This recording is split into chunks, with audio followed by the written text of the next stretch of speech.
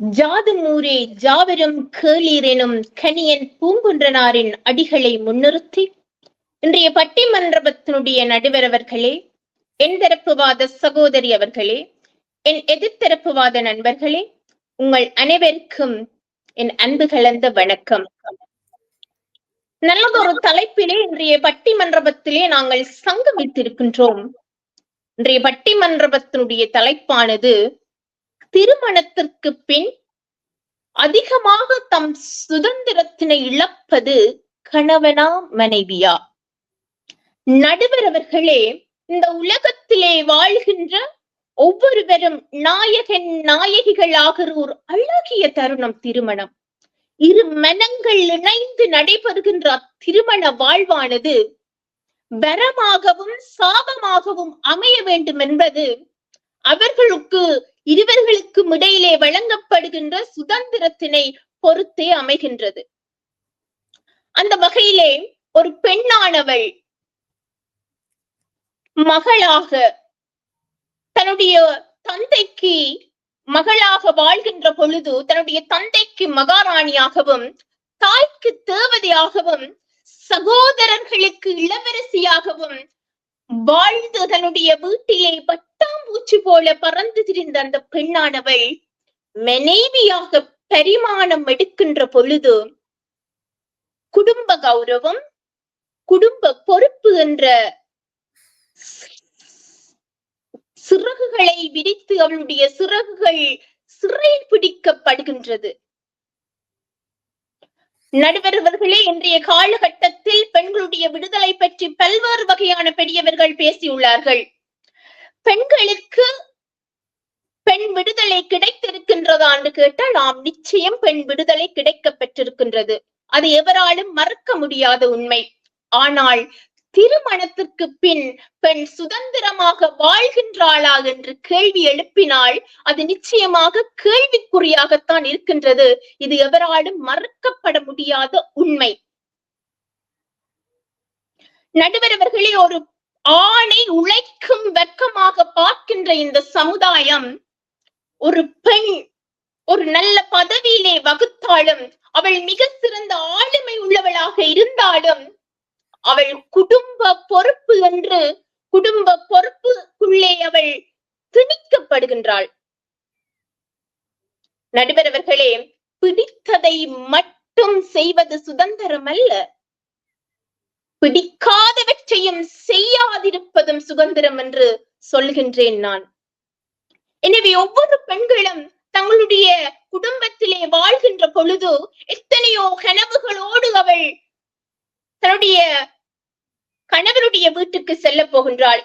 தன்னுடைய கணவருடைய வீட்டுக்கு செல்கின்ற பொழுது நீ புகுந்த வீட்டில் எவ்வாறு வாழ வேண்டும் என்று சொல்லிக் கொடுக்கின்ற இந்த சமூகம் ஒரு கணவனை பார்த்து நீ எவ்வாறு உன்னுடைய மாமியார் வீட்டில் புகுந்த வீட்டில் வாழ வேண்டும் என்று சொல்லிக் கொடுப்பதில்லை.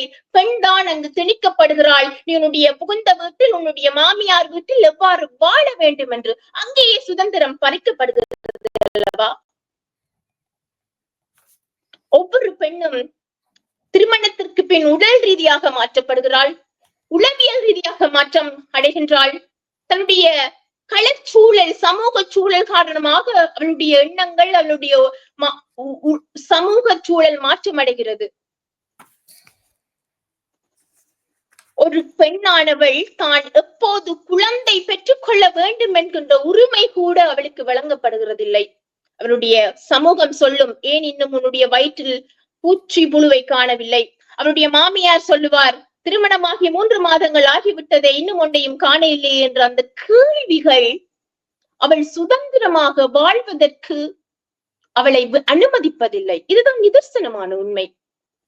நாங்கள் எப்போதும் விடுதலைகளை பற்றி பேசிக் கொண்டிருக்கின்றோம். ஆனால் உளவியல் ரீதியாக ஒரு பெண் திருமணத்திற்கு பின் மகிழ்ச்சியாக சுதந்திரமாக வாழ்கின்றாளா என்று கேள்வி கேட்டால் நிச்சயமாக இல்லை. ஒரு மகப்பேற்றுக்கு பின் ஒரு பெண்ணுடைய வாழ்வு எவ்வாறு இருக்கின்றது? எத்தனையோ கனவுகளோடு சிறகு விரித்து பறந்து திரிந்த அந்த பெண்ணானவள் மனைவி என்கின்ற பரிணாமத்தை அடைகின்ற பொழுது, குழந்தை என்கின்ற தாய்மை என்கின்ற ஒரு அந்தஸ்தினை பெறுகின்ற பொழுது அவளுடைய சுதந்திரங்கள் அனைத்தும் சிறகொடுக்கப்படுகிறது. ஆம், அவள் தாய்மையை நன்றாக அன்பாக ஆள் மனதோடு ஏற்றுக்கொள்கின்றாள். அது நிதர்சனமான உண்மை. ஆனால் மனைவி மட்டுமே குடும்ப பொறுப்புடன் பிள்ளைகளை வளர்ப்பது முதல் அடுப்படியில் வேலை பார்ப்பது வரை அனைத்து விடயங்களையும் மனைவி மட்டுமே செய்ய வேண்டும் என்று நிர்பந்தப்படுத்தப்படுவது என்பது எவராலும் ஏற்றுக்கொள்ள முடியாது. நடுவர் அவர்களே, என்னுடைய பல நண்பர்கள் திருமணமாகிவிட்டார்கள். அவர்களுடன் நான் கேட்கின்ற பொழுது, உன்னுடைய ஆக சிறந்த சுதந்திரம் எதுவென்று நினைக்கின்றாய் என்று ஒரு நாள் நான் கேள்வி கேட்டேன். அப்போது அவருடைய பதில் என்னவாக இருந்தது? ஒரு நாள் இந்த சமையலறைக்கு விடுதலை கிடைத்தாலே போதும், எனக்கு அதுவே ஒரு மிகப்பெரிய சுதந்திரம் என்றாள். இன்னொரு நண்பியிடம் கேட்டேன். அவள் சொன்னாள், நான் பல நாட்களாக டாட்டூ போடுவதற்கு என்னுடைய கணவனை நான் துரத்தி கேட்டுக்கொண்டிருக்கின்றேன். அவருடைய பதில், கல்யாணம் கட்டின உனக்கு எதற்கு டாட்டூ என்று வேடிக்கையாக நகைச்சுவையாக சொல்கிறார் என்று அவர் சொல்கின்றார். அப்போது அவருடைய ஆசைகள் பிறருடைய ஆசைகள் சார்ந்து இருக்கின்றது. ஒரு பெண்ணினுடைய ஆசை திருமணத்திற்கு பின் பிறருடைய ஆசைகள் சார்ந்து இருக்கிறது. அவளுடைய கணவனுக்கு விருப்பத்தின்படி அவள் வாழ வேண்டி இருக்கின்றது. அவளுடைய மனைவி குழந்தைகளுடைய விருப்பத்தின்படி அவள் வாழ வேண்டி இருக்கின்றது. அவளுடைய மாமன் மாமியாருடைய விருப்பத்தின்படி, அந்த சமூகத்தினுடைய விருப்பத்தின்படி ஒரு பெண் வாழ வேண்டிய கட்டாயத்தில் நிர்பந்தப்படுத்தப்பட்டிருக்கின்றார்.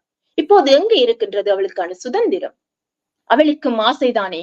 தன்னுடைய வீட்டில் எவ்வாறு மகாராணியாக பட்டாம்பூச்சியாக சுத்தித்திருந்தாளோ அதே போல் தன்னுடைய கணவருடைய புகுந்த வீட்டிலும் வாழ வேண்டும் என்கின்ற ஆசை ஒவ்வொரு மனைவிக்கும் இருப்பதில் எந்த ஒரு தவறும் இல்லையே. நடுவர் அவர்களே, என்னுடைய கணவருடைய வீட்டில் நான் செல்கின்ற பொழுது நான் எவ்வாறு என்னுடைய தாய் வீட்டில் ஆடிப்பாடி மகிழ்ந்தேனோ அவ்வாறு இருக்க வேண்டும் என்று விரும்புகிறேன். என்னுடைய தாயோடு எவ்வாறு என்னுடைய ரகசியங்களை பகிர்ந்து மகிழ்ந்தேனோ அவ்வாறு என் மாமியாரோடு வெளிப்படையாக இருக்க விரும்புகிறேன். நாள் முழுக்க எந்த ஒரு வேலையிலும் ஈடுபடாமல் முழு நேரம் என்னுடைய வாசிக்க தூண்டுகின்ற அத்தனை புத்தகங்களையும் எந்த வேலையிலும் ஈடுபடாது வாசிக்க நான் நினைக்கின்றேன். என்னுடைய மைத்துனர்களோடு நண்பியாக பழக ஆசைப்படுகின்றேன். என்னுடைய இன்றைய வரைக்கும் இருந்த ஆண் நண்பர்களோடு எப்பவும் போல் நான் சகஜமாக பழக ஆசைப்படுகின்றேன். ஆனால் இது எல்லாம் நடக்குமா என்று கேட்டால் நிச்சயமாக அது கேள்விக்குரியது. ஏனென்றால் பெண் என்றவள் கட்டுப்பாட்டுடன் இருக்க வேண்டும். அவளானவள் ஒரு பொறுப்புடன் குடும்ப கௌரவத்தை காப்பாற்றுபவளாக இருக்க வேண்டும் என்று இந்த சமூகம் எங்களை ஒரு மாய வலைக்குள் அகப்படுத்தி வைத்திருக்கின்றது. ஆனால் ஒரு பெண்ணுடைய வாழ்க்கை ஆனது மிக சிறப்பாக இருக்க வேண்டும் என்று சொன்னால் அவள் சுதந்திரத்தினை வளர்த்து கொடுத்து பாருங்கள், உங்களுடைய வாழ்க்கை அவ்வளவு சிறக்கும். நடுவர் அவர்களே, இன்றைய பட்டிமன்றத்தினுடைய தலைப்பின் பிரகாரம் ஒவ்வொரு பெண்ணும் தன்னுடைய கணவருடைய வீட்டில் சுதந்திரமாக வாழுவதற்கான பாக்கியம் கிடைத்தால் அவள்தான் பாக்கியசாலி. ஆனால் இன்றைய சமுதாயத்தில் அவள் வாழ்வதற்கான எந்த ஒரு சுதந்திரமாக அவளுடைய சுதந்திரம் அதிகமாக பறிக்கப்படுகிறது என்று கேட்டால் நிச்சயமாக பெண்ணினுடைய சுதந்திரம் தான் அவளுடைய மனைவி என்கின்ற அந்தஸ்தை பெறும்போது பறிக்கப்படுகிறது என்று கூறி வாய்ப்புக்கு நன்றி பாராட்டி விடைபெறுகிறேன். நன்றி.